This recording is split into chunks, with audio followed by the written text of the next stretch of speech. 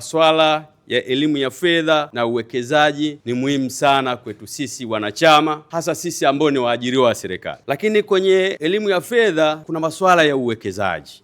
Aliongea vizuri kabisa mtaalamu, na nyie Bandarini SACCOS mmebuni huduma nyingi za uwekezaji na mmewaambia wanachama wenu. Mimi niwaambie tu kitu kimoja wanachama, kwamba kwenye uwekezaji ni jambo la muhimu sana kwetu sisi watumishi, kwa sababu kuna siku utumishi utaisha, lazima uwe umewekeza. Mimi nilikuwa naona hiyo elimu ya fedha inawafikia nyewe watumishi, kwa hiyo ni muhimu sana sisi wakati tunapata hizo fursa tukazitumia. Tumepata fursa ya Bandarini SACCOS, inatuletea vitu, si ndio? Inatuletea vitu vizuri ambavyo vya elimu ya uwekezaji wa fedha, kwa sababu mnadili na fedha. Tutumie, lakini lazima tuwe na prepared mind, kwa sababu inaweza ikaja usiweze kuitumia hiyo fursa. Lakini ukipata elimu kama mlivyokuwa mnalishwa jana, elimu nzuri ya fedha, maana yake kama mind yako iko very good prepared, maana yake unaweza ukaingamua ile fursa katika maisha yako.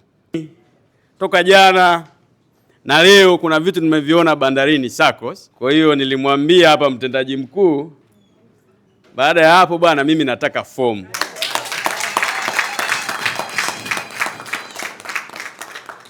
Na mimi bahati nzuri nilisema ile fortune favors what?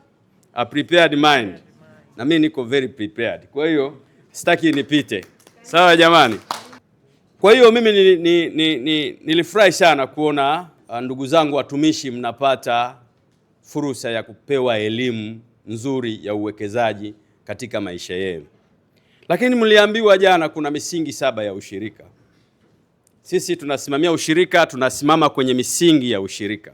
Singependa niitaje, lakini ni misingi ambayo mmefundishwa jana, ndio natakiwa muishi nayo kama wana ushirika wa Bandarini SACCOS. Lakini leo nimeambiwa pia kwamba kulikuwa na mrejesho wa taarifa mbalimbali za mkutano. Mwaka jana mlifanya mkutano mkuu. Kwa hiyo mlikuwa mnatekeleza msingi kwenye ile misingi 7, mlikuwa mnatekeleza msingi wangapi? 5.